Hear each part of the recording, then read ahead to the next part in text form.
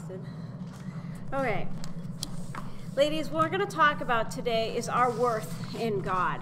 And this is something that I'm very passionate about, and that I really hope we all can understand how much we're worth to God.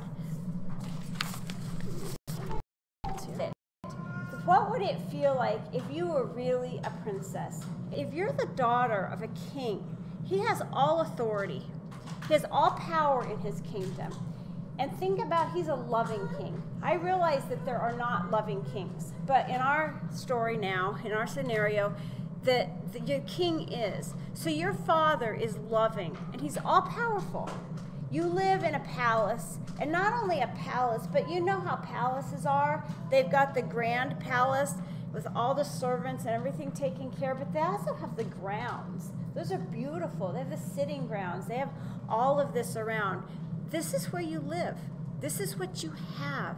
As a princess, this is what you have. You have care. You have love. You're taken care of. And I want you to think about that if you are truly a princess.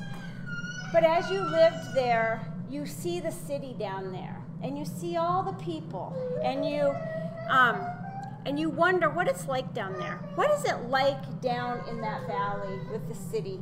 And so even though you have it good up there, you go down to the city. And as you walk among the streets, and you've got your gown on, they know you're a princess, you start hearing the comments. You start hearing the comments of, wow, your nose is really big. You don't look like that in pictures. Or I didn't realize you were so short. And you start hearing these comments as you pass through the streets of all these just common people. And you start wondering, is that true?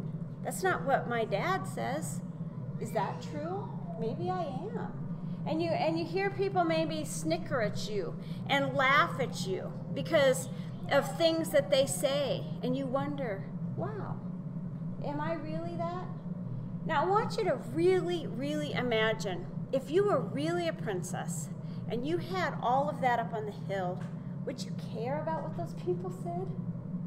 Would you really care? Would you really take it to heart and let it affect you? Or would you just smile at them and think, I'm going back up to there tonight, and I don't really care what you say. I don't believe I have a big nose, and I don't care if I'm short, because I'm not really. And that's not what my dad says up there, the king. And I believe when I think of this story, I think I wouldn't care. I would not care what those people thought, because the one who rules over them, who could do whatever he wanted with them, tells me I'm beautiful. One of the, I read a book. Have you guys ever seen this book, You Are Special, by Max Lucado? This is a powerful book, and Max Lucado has several of these books, and they're very powerful. He has an ability to put some of these ideas into a story. But I'm not going to read the whole thing here, but I do want to give you the gist of this. And these people are called the Weemics, and they are all wooden people, and they were carved by a woodworker named Eli. His workshop sat at on a hill overlooking the village. All of them are different. Eli has made all of the Weemics different. And every day, all day long, the Weemics go around giving everybody stickers. They each have a box of golden star stickers and a bunch of gray dot stickers. Up and down, all through the day, they're either sticking on their star stickers or they're sticking on the gray dot stickers. The Weemics that are pretty, they get the star stickers. The ones, if their wood is chipped or rough, they get the dots. The talented ones, the ones who can stack boxes really pretty, they get stars. The ones who can't do much, they get dots. Some people get stickers because they can say big words. Some people get stickers because they can sing pretty songs. And it makes them feel good. But the others, they can't do much. So they just get a dot. Punchinello was one of those who just gets dots. He tried to jump high like all the others, but he just fell down. And when he fell down, he got a dot. And then when he fell, he got scratched and he got another dot. And then he would try to explain why he fell, and he'd stumble over his words and get another dot. And sometimes the Wee-Mix would just give him dots because he had so many dots. After a while, he had so many dots, he didn't even want to go outside. He was afraid he would do something dumb, such as forget his hat or step in the water, and then he'd get another dot. In fact, he had so many dots, people would just come up and give him a dot for no reason. He deserved lots of dots. The wooden people would agree. He's not a good wooden person. And then it goes on to say he meets this one girl, Lucia. She doesn't have any dots. And he says, why don't you, do people not give you dots? And she said, oh, they give them to me, but they just don't stick. But he says, how come they don't stick? And she said, well, I go up and see Eli every day. And he asks her, what does Eli do? What does that matter? And she said, you just have to go up and see him. Why don't you go up and find out for yourself? So Punchinello decided to go see Eli, and he walks in there, and as he walks in, Eli says, hello, Punchinello. And he says, wow, he knows my name. He said, it's good to see you. Come and let me look at you. Punchinello turned slowly and looked at him. And as Eli stooped down and looked at him, he looked at all the gray dots, and he says, it looks like you've been given some bad marks. And Punchinello said, I didn't mean to. I didn't mean to, Eli. And Eli says, you don't have to defend yourself, child. I don't care what the other Wee-Mix think. And you shouldn't either. Who are they to give you stars or dots? They're just like you. All that matters is what I think, and I think you're pretty special. He goes on to say that Punchinello was able to go on and not let the stickers stick. Slowly, as he began to think about what Eli thought, those stickers didn't stick to him anymore. When he didn't care about what all the other Wee-Mix thought about him, then he believed in who he was, and they fell off. And ladies, our world loves to give out stickers. We give out stickers if you can stack, not stickers, stars. If you can stack the green boxes high, you get a sticker. If you can only stack the red boxes, you get a dot. If you can't stack any boxes at all, you get a big dot. If you don't even stack the boxes, but you like to go get the wood to make the boxes, that's a big dot. This is how our world works. We choose. We choose who gets the stickers, and we choose who doesn't get the stickers. And it's sometimes completely arbitrary. We just have some system set up of these people are worth it and these people aren't worth it. We do that in education. We do that so much in education. If you can fit into this little box with these things, then you're good. But if your skills are over here, tough luck for you. Tough luck. Here's your big dot. Our world does that very powerfully.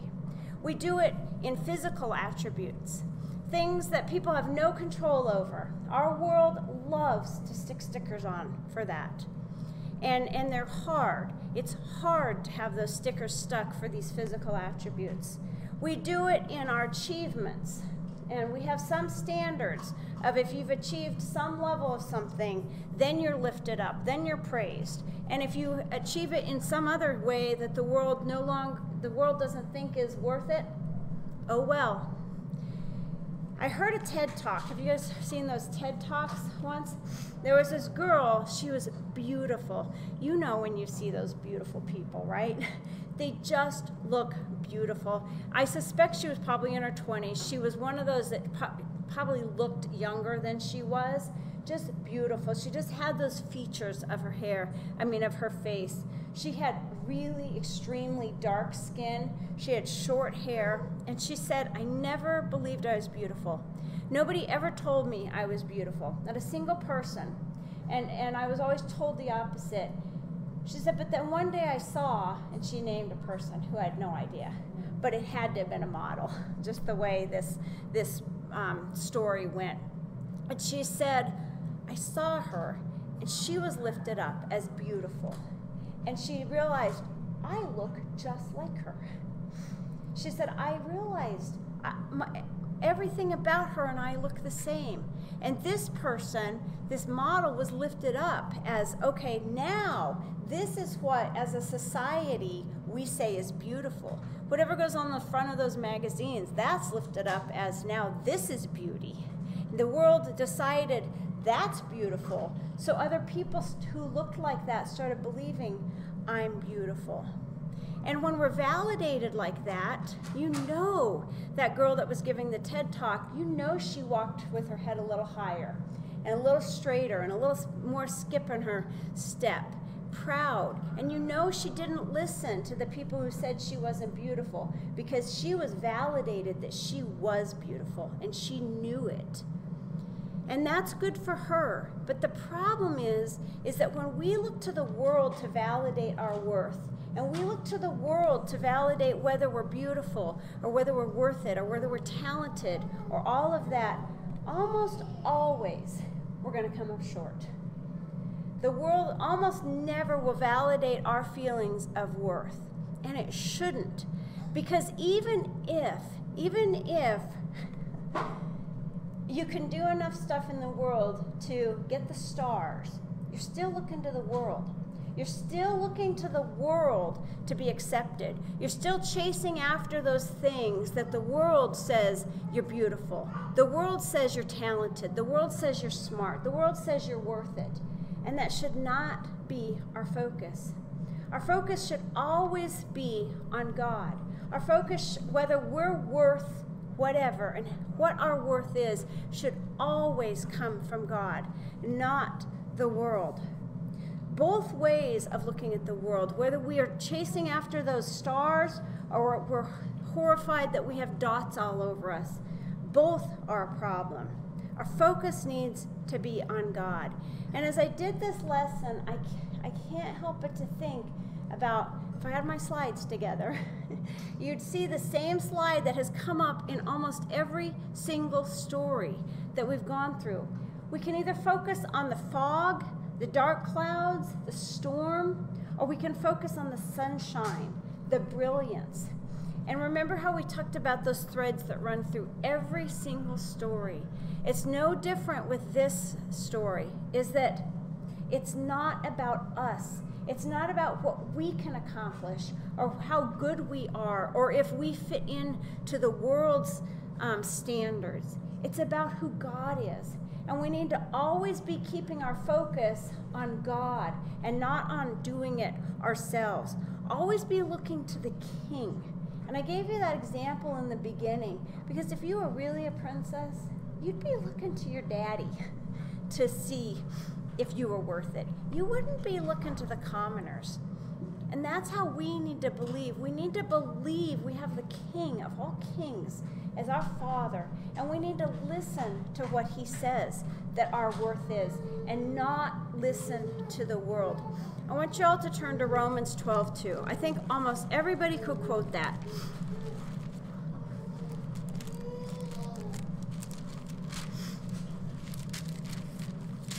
Romans 12:2 says, do not be conformed to this world, but be transformed by the renewal of your mind, that by testing you may discern what is the will of God, what is good and acceptable and perfect. God is telling us, I don't want you to have anything to do with the world's standards. I don't want you to praise what the world praises. I don't want you to discount what the world discounts. I want you to look to me. I want you to look to what I say is pleasing and what I say is perfect. And if I say it's perfect and the world says it's horrible, listen to me. Change your way of thinking. Have nothing to do with the world's standards. Have nothing to do with their silly dots. Have nothing to do with their silly stars. That is not our standard. Our standard is what God says. And ladies, I believe we know what God says. I think we know that God says what our worth is.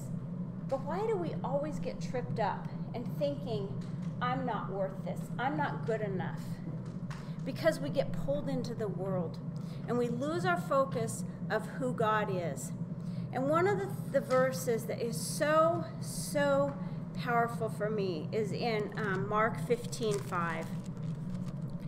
If you ever doubt your worth, if you ever are feeling, I'm just not worth whatever, and that happens because we do live in the world and we do hear those comments and they do get to us.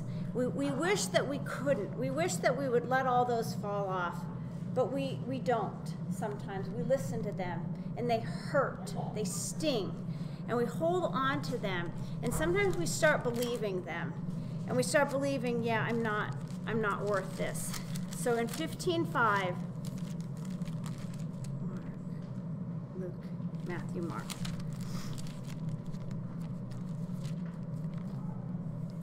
So this is when Jesus is right before his crucifixion. And he's standing there being accused. And in verse 2, it says, Pilate asked him, "Are you the king of the Jews?"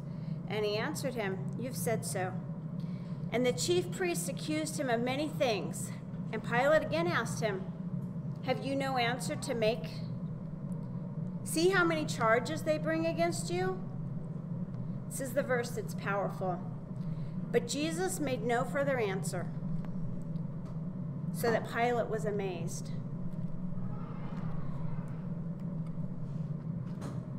I get choked up when I talk about this. But Jesus stood there with no answer. He was being accused of many, many things, but that wasn't what mattered. Jesus was effectively standing in line, waiting to buy you. He was waiting to buy you, knowing every dot you have, every flaw you have, every mess up you've ever made in your life, every mess up you will ever make in your life. It wasn't about who he was. It wasn't about whether he had done right or wrong. It was about your worth, my worth. And he says, I'm going to go through with this because I desperately want you. I care about you. You are so worth it. And I know the price. And he stood there silently because he was going to pay that price for you. Don't ever doubt your worth. Don't ever doubt how talented you are. Don't ever doubt how smart you are. Don't ever doubt how gifted you are or how special you are. Think about Jesus, and he says, I want you. And just like Scott said in his lesson, he did this knowing. He did this knowing all the things that were that were wrong with us. And I say that in quotes, there's nothing wrong with us. That's the world says, you know. He knew this with full well what the world was going to say our faults were. He knew this full well with all of the mess ups that he knew we were going to commit. And he says, you are worth it. And I'm not going to answer these charges because I want to go forward with what I'm doing. You cannot read the Bible and not know how beautifully and wonderfully you're made. And you guys know one of my favorite verses is in Psalms 139, and I want to turn there. Because this is where God says that, in verse 14, I praise you, for I am fearfully and wonderfully made. Wonderful are your works. My soul knows it very well. My frame was not hidden from you when I was being made in secret, intricately woven in the depths of the earth. When we hear the world shouts. The world shouts and the world screams, and the world does it relentlessly. The world never stops giving out those stickers constantly, constantly, constantly. And God is silent. Jesus is silent, knowing our worth. If we will just take our eyes off the world and we will put our focus on who God is, we will know without a doubt our value. And we will know that we are fearfully and wonderfully made. And it doesn't matter if we have an IQ of 10 or, I don't know, what does it go up to? I don't even know the IQ scale. It doesn't matter. Those are one of the things that our world will say, if you're in some range, you're okay. God doesn't care about that. God says, I made you and I gave you talents. And when we look to the world and we say, well, I'm not talented like this person, or I'm not pretty like that person, or I'm not fill in the blank, we become not useful for God because we're not willing to step out. We're not willing to do what God has asked us to do because we're believing that we can't do it. We're believing we're not qualified enough.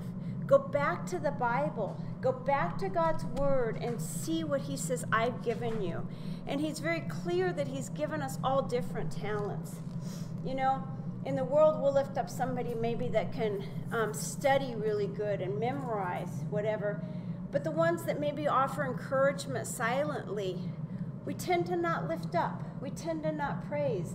And yet, that God has said, I've made both of those equal.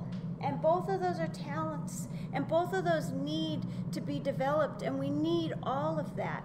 And I want to encourage us as sisters and in our body to find those people, find those situations where we can praise what God praises.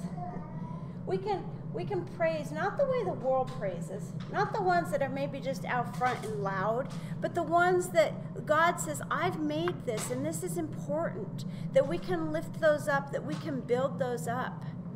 And especially in our kids, we need to find those, because in the world out there, they give stickers and they get stuck hard. And as their church family, we need to be telling them something different. We need to be supporting them and showing them what God says is special.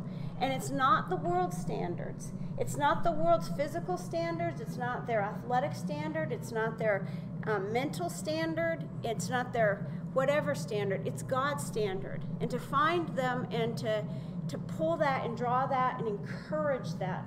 And think about what God says in Romans 12:2. You guys are different. We don't act like the world. And this is powerful because this affects people. This affects people's faith. This affects them, how they feel about themselves.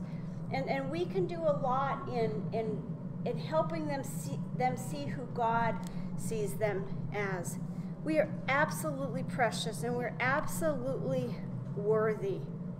Don't listen to the world. If somebody ever tells you you're not as smart as somebody, don't listen to them. Don't listen to that. If somebody says, oh, you can't, don't listen to that. God gave you so many abilities and so many gifts. Now I want you to think in our example of the princess. You know, she has beautiful clothes. Princesses always have beautiful clothes. She lives in this palace, but that yearning to go down there. You know, she's got it good, but she does the same thing every day. She goes to her garden, she eats, she does this, you know, and she wants to go down there. And her father said, don't go down there. I don't want you walking in the streets. You don't understand the dangers, but she does. She doesn't think it can be that bad. She doesn't understand what her father says is that bad. And she gets down there and she gets hurt. She falls down, she gets scraped up, she tears her dress, she scrapes her eye up. Do you think she's gonna stay down there because her dad told her to not go there? And just, okay, I'm never going back up to the palace? If she had a loving king, you know where she would go. She would go right back to her dad and say, I'm sorry. And he would bring her in. He would say, let's change these clothes. He would never say, well, you're going to wear those dirty clothes from now on. He'd say, let's get rid of those. We have plenty of beautiful gowns. Let's wash you up. Let's put some ointment on those wounds. You're going to have a scar on your face. I can't fix that. You're going to have to live with the consequence of what happened. But I'm going to do everything I can to heal you. I love you, and I want to protect you. I want you to be beautiful. And I want you to imagine that same scenario, that if she does that, you'd think maybe she'll never go down there again. But the pull is strong, and she does go down there again. And she's told not to go in those rough parts of town. There's stuff in there, it'll destroy you. She doesn't believe it. She still goes in there. She goes to the dark alleys. She sees this brawling and fighting, and even though maybe she's not involved in it, she's close enough to it that she gets knocked down from the fighting, and she gets really torn up, laying in the streets there. Is she going to stay there? Would you stay there? Would you stay there? You've messed up before. Or would you go back to the king? Ladies, you know where I'm going with this. You can see the analogy. So often Satan trips us up. Satan pulls us into something that we know is maybe wrong, but we get pulled into it and we get hurt. We get scuffed up. Are we going to just stay away from God? Are we going to stay away from his people? Are we going to just pull to ourselves because we've messed up? Are we going to go back to God and let God heal us and let God tell us, you're beautiful. I made you and you're beautiful. You made a bad choice there, but let's fix that. Let's figure out how to not get pulled back to that.